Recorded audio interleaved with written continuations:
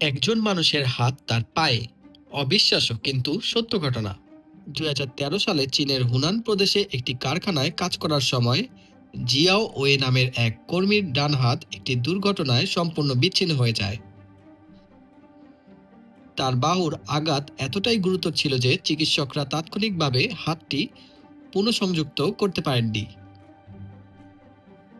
হাতটি জীবিত রাখতে চিকিৎসকরা সেটিকে তার বাম গোড়ালির সঙ্গে সংযুক্ত করেন, যাতে পায়ের ধমনী থেকে রক্ত প্রবাহিত হয়। এটি একটি অস্থায়ী ব্যবস্থা ছিল যা হাতটির টিস্যু নষ্ট হওয়া থেকে রক্ষা করে। প্রায় 1 মাস পর সফল অস্ত্রোপচারের মাধ্যমে হাতটি পুনরায় তার বাহুতে সংযুক্ত করা হয়। যদিও শুরুতে আঙ্গুল নাড়াতে না পারলেও ধীরে ধীরে স্নায়ুজোড়া লেগে গেলে হাতের কাজ আবার ফিরে পাওয়ার আশা ছিল। আর এভাবেই সে তার হাত পুনরায় ফিরে পায়। এই ঘটনা প্রমাণ করে যে যেখানে ইচ্ছা সেখানেই উপায়। চিকিৎসা বিজ্ঞানের এই অগ্রগতি আমাদের আশ্চর্য করে